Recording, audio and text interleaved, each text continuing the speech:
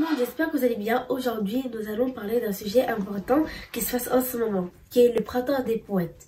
Donc avant de commencer cette vidéo, abonne-toi, touche sur la cloche, ainsi que tu vas regarder toutes les vidéos que je fais tout samedi ou les dimanches, et là je repousse le like. Maintenant, je vous laisse pour le générique, c'est parti.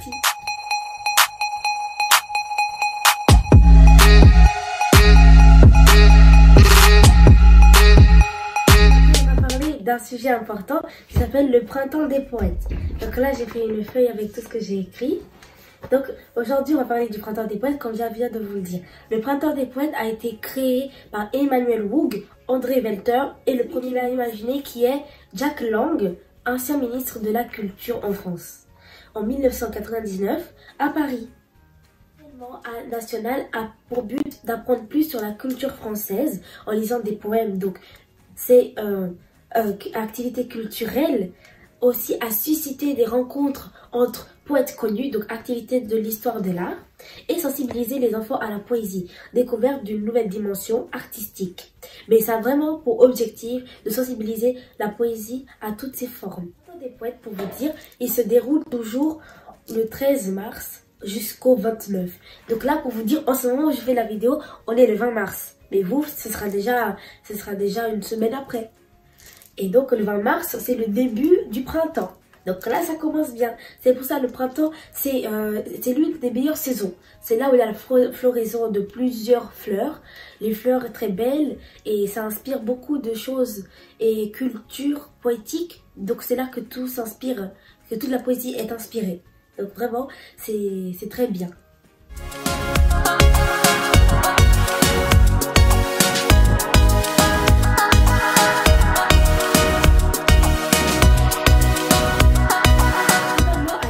En place par des amateurs de l'art poétique, mais aussi a été inspiré de la fête de la musique. Donc une nouvelle culture, une nouvelle activité culturelle, un nouvel événement qui va se mettre en place en France pour apprendre beaucoup de choses sur un nouvel art, par exemple la musique, et là nous avons la poésie.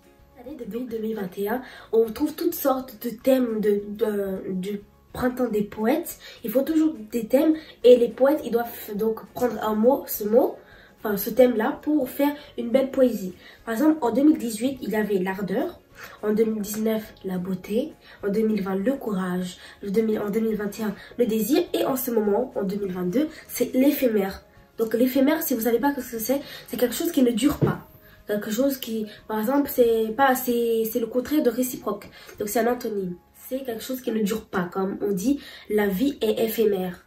Ou quelque chose comme ça, les fleurs sont éphémères, le temps est éphémère. Mais réciproque n'est pas la même chose qu'éphémère. C'est un antonyme, qui veut dire que c'est opposé. Par exemple, je dis content et triste, c'est opposé parce que ça n'a pas du tout la même chose. Donc voilà, réciproque c'est quelque chose qui dure très longtemps. Les poésies, il y a beaucoup de dictons, on dit l'amour elle est réciproque, et d'autres qui disent l'amour est éphémère. Bon, ça on va pas rentrer dans tous ces détails là, on va concentrer sur ce que j'ai écrit.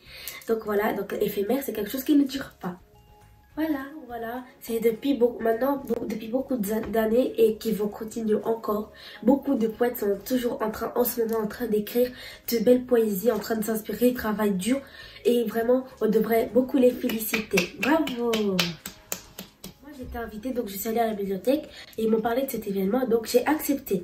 Donc peut-être que vous dans votre bibliothèque de votre ville, il peut y avoir des activités comme ça. Mais vous pouvez connaître d'autres gens, vous faire de nouveaux amis et découvrir de nouvelles choses que vous ne connaissez pas avant.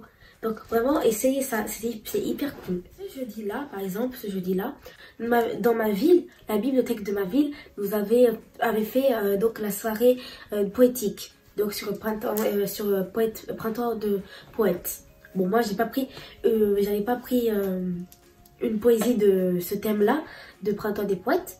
Mais j'en avais choisi une. Et donc, j'ai participé là-bas. Donc, vous voyez, là-bas, il y avait beaucoup de participants. Il y avait des adultes et des enfants. Et moi, j'étais là-bas. Mais en fait, c'est des activités dans la bibliothèque. Par exemple, en 2020, j'avais fait sur le courage. Donc, j'avais inventé ma propre poésie et je l'ai lue devant des gens. Donc dans ma bibliothèque, il y a beaucoup d'activités. Voilà, j'espère que vous aussi, c'est aussi pour vous aider. Si vous avez envie vous pouvez aller faire aussi beaucoup d'activités dans votre bibliothèque. et des activités qui vont vous apprendre sur beaucoup de choses, sur la culture, sur les végétaux, sur le théâtre, beaucoup de choses, comme moi j'ai fait. Donc j'ai récité une poésie qui s'appelle Le printemps japonais. Je vais vous réciter ce que j'ai lu devant tout le monde, dans la bibliothèque. Le printemps japonais. Je rêve d'un rose printemps, parmi les fleurs au pays du soleil levant tout en douceur. Charme aérien de l'éphémère, enchantement, mille pétales de chimère dansent au vent, viennent se poser en silence, virevoltant, décor fragile, évanescence, tapis mouvant. Cerisier porteur d'espérance à l'infini, symbole de la renaissance en harmonie.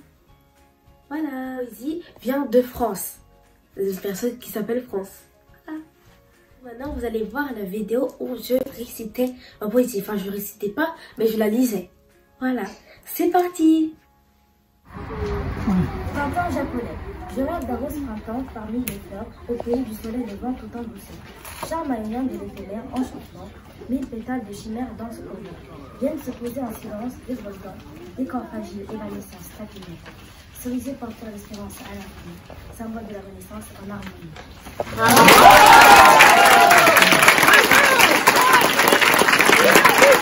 C'était une très belle expérience et que s'il y a encore l'année prochaine, je recommencerai. Donc voilà, c'est la fin de cette vidéo. J'espère qu'elle vous a plu et restez bien sages. Ciao!